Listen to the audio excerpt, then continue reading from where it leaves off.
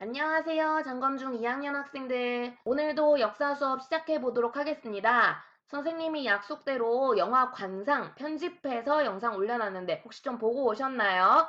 생각보다 선생님 편집을 하다 보니까 욕심이 좀 생겨가지고 이것저것 넣어서 영상 길어졌어요. 그래서 원래 선생님 계획은 지금 이 수업 영상 앞에다가 영화를 붙이려고 했는데 너무 길더라고. 그래서 따로 참고 영상으로 올려놨으니까 관심 있는 친구들 위주로 보시면 되겠고요. 그 영화에서 주로 다뤘던 사건이 바로 요 세조라는 임금이 권력을 잡아서 즉위하는 데 큰 영향을 끼쳤던 사건입니다.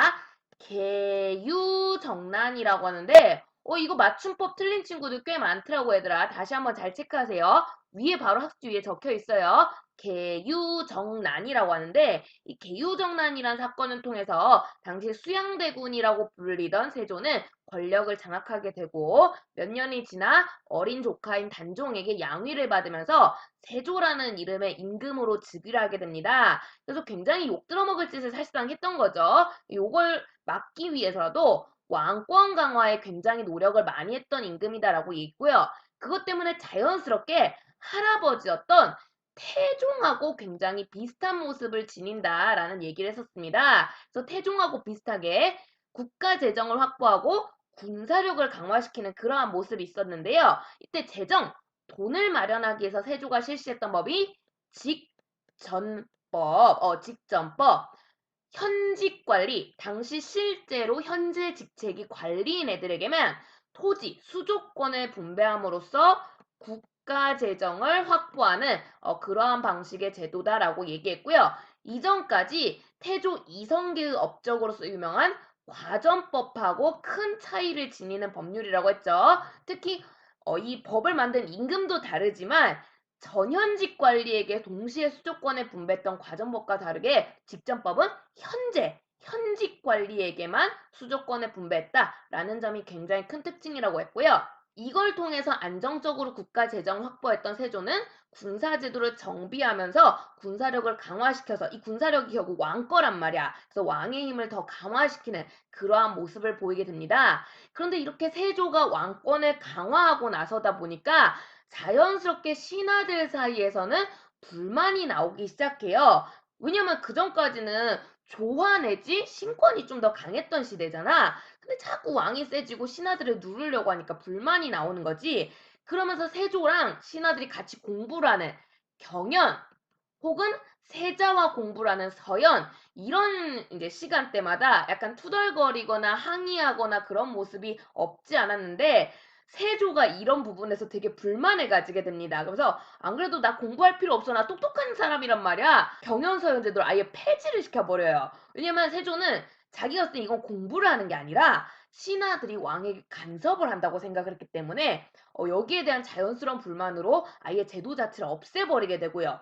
이러면 이럴수록 신하들은 더 불만을 가지게 되는 거죠. 특히 여기서 큰 불만을 가졌던 사람들 중에 하나가 바로 집현전 출신의 학자들입니다. 왜냐면 집현전은 세종대왕이 만들어서 문종 시기에 크게 발전을 했던 기구가 되겠고요. 사실상 그때 고위간직에 있었던 대부분의 신하들이 집현전 출신들이 많았거든요. 왜냐면 세종 때나 문종 때 큰 활약을 했었기 때문에. 그리고 결정적으로 이 집현전 학자들이 문종하고도 사이가 좋다 보니까 그 유언장을 받을 때 김종서나 황보인 같은 신하들만 받은 게 아니라 그 영상에서 나온 단종을 부탁한다면서 집현전 학자들도 이러한 유지를 받들어요. 근데 사실상 이 집현전 학자들이 못 지킨 게 됐잖아, 단종을. 그러면서 이 집현전 학자들 중에서 유난히 문종 단종과 사이가 좋았던 신하들을 중심으로 6명의 집현전 출신 학자들이 반역을 준비합니다. 그리고 단종을 다시 왕으로 만들어서 내가 문종의 유언을 지키겠다라는 거야. 이 사건이 그 유명한 사육신의 난인데요. 세조 시기에 있었던 반란 사건 중에 가장 유명한 사건이죠. 집현전 학자 6명이 죽음을 각오하고 단종을 지키려고 했어요. 단종을 다시 왕으로 만들려고 했는데요. 왜냐면 이때 단종이 이제 숙부한테 왕위를 물려주면서 상왕이라고 해서 이전에 태조 이성계나 태종이 그랬던 것처럼 위에 왕으로 위치가 돼 있었거든. 근데 이제 집현전은 이게 일종의 강제적으로 물려준 거다 보니까 비정상이라고 생각했던 거지. 그래서 사건을 준비를 하는데 좀 이게 잘 안 풀려요. 잘 안 풀리다 보니까 같이 사건을 도모하던 사람 중에 하나가 결국 배신을 때리게 되면서 이걸 고자질하게 되거든. 그래서 사육신의 난이 들통이 나게 되는데 근데 세조 입장에서도 이 집현전 학자들이 너무 똑똑하다 보니까 처음에는 회유를 하려고 해요. 너 그냥 내 편하면 지금이라도 용서를 해줄게 막 이러는데 이 집현전 학자들이 진짜 대단한 게 끝까지 세조를 한 번도 왕이라고 인정하지 않아. 그러니까 왕이면 그때 당시 전하하고 이렇게 불러야 되잖아. 전하하고 이렇게 호칭을 해야 되는데 그걸 안 해. 안 하고 고문을 받는 그 과정에서도 계속해서 대군나으리 대군나으리 이렇게 부르거든. 그러니까 너는 수양대군일 뿐이지 왕 아니라는 거야. 그러면서 막 세조하고 말싸움을 하는데 이 진짜 그 에피소드도 재밌는데 시간 관계상 시험이 얼마 안 남았기 때문에 그건 일단 나중에 기회 되면 해줄 수 있도록 하겠고요. 어쨌든 그러면서 그 결과 이 6명의 신하들은 모두 사망, 죽음을 맞이하게 됩니다. 요게 이제 사육신의 난이라고 하는데 참고로 그 노량진이라고 여러분 혹시 들어보셨어요? 서울의 노량진이라고 거기에 사육신 묘가 있거든요. 그래가지고 그 일대 공원이 만들어져요. 그 사육신 공원이라고 유명한데 나중에 한번 가보시면 좋을 것 같아요. 참고로 선생님이 옛날 공부할 때 주 산책 코스였는데 밤에 조금 으슬으슬 무섭긴 해요. 괜히 귀신 나올 것 같아가지고. 좀 그런 곳인데 어쨌든 그러면서 이 사건을 계기로 세조는 집현전에 대한 큰 불만을 가지게 됩니다. 그래서 자연스럽게 이 집현전이라는 기관 자체를 폐지를 하게 돼요. 그래서 아버지 세종대왕이 제일 좋아했던 제도 경연서연 그리고 아버지였던 세종대왕이 만들었던 기구 집현전이 아들이었던 세조시기에 다 사라지는 그러한 좀 아이러니한 모습들이 나타나게 되는데요. 근데 나 그 여기서 조금 오해하시면 안 되는 게 영화 보고 오신 친구들 알겠지만 집현전 학자라고 몽땅 다 그렇다고 다 반란을 일으킨 게 아니에요. 이제 이때 연루됐던 대표적인 사람은 6명 그래서 사육신이고요. 또 내가 차마 용기가 없어서 목숨은 못 버리는데 끝까지 난 세조를 따르지 않겠다 한 사람들이 있거든요. 그 사람들 또 생육신이라고 그래. 그 옛날 마치 두문동 그 사건처럼 사라는 있는데 벼슬을 그만둔 거야. 그러면서 집현전 학자들 중에 이제 때려치고 나는 평생 그 단종에 대한 의리를 지키겠다 뭐 이러면서 이제 나선 사람들도 있고요. 또 반대로 집현전 학자지만 배신을 하고 세조편에 든 사람이 있어. 그 사람이 아까 영상 보고 온 사람들 알 건데 신숙주라고 이분이 되게 또 유명하거든요. 이 사람이 좀 출세 욕구가 있었던 것 같아. 그래서 다른 자기 동기들이었던 성산문이라든가 박팽년이라든가 이런 사람들은 다 이제 사육신 생육신 돼가지고 단종에 대한 의리를 지켰는데 이 아저씨는 바로 배신을 때려버려요. 그래서 난 세조가 좋은데 이러면서 가버리거든. 그러니까 사람들이 이 신숙주한테 되게 손가락질 많이 해요. 의리 없는 놈 이러면서 쉽게 배신 때리는 놈. 그래서 이 사람 이름 숙주에서 나온 게 숙주나물이란 나물이 있거든요. 그 나물이 굉장히 빨리 상하기로 유명한 나물이야. 그러니까 그 뜯자마자 얼마 안 돼서 바로 상하기 때문에 나물을 바로 무쳐 먹지 않으면 금방 쉬어버리거든. 그런 특징을 지닌 나물한테 일부러 숙주라고 이름을 붙인 거야.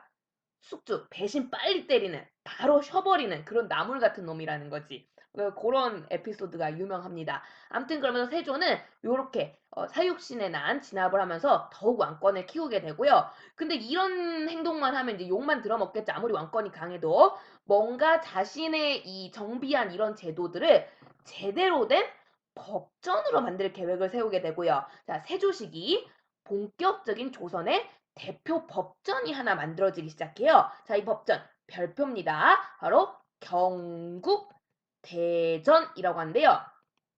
경국대전. 자, 맨 처음 태조 이성계 때 정도전 시기부터 있었던 꿈이에요.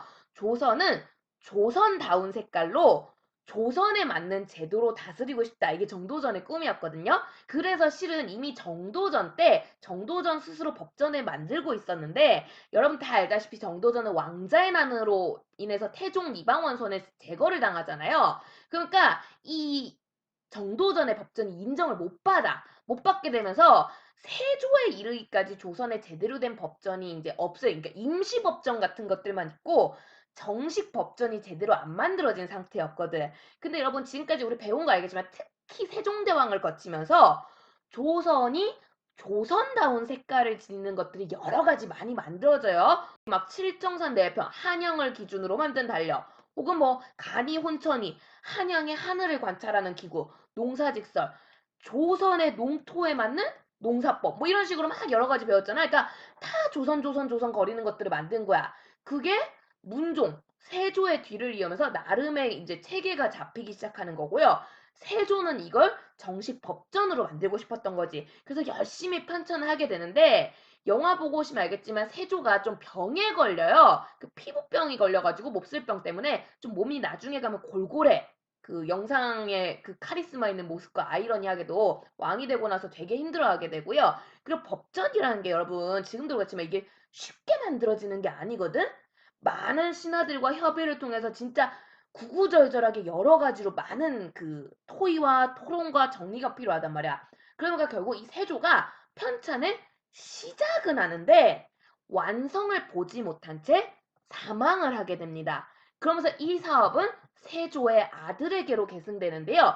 이 왕이 예종이에요. 예종인데 그 밑에 여러분 학습 밑에 보시면 알겠지만 쌤이 에피소드 실어놨거든. 그게 진짠지는 아닌지 모르겠지만 예종이 2년인가? 즉위한 지 2년인가 밖에 안 돼서 바로 사망을 해요. 그래서 이 사람은 거의 왕다운 왕노릇을 못한 채 사망을 하게 되고요.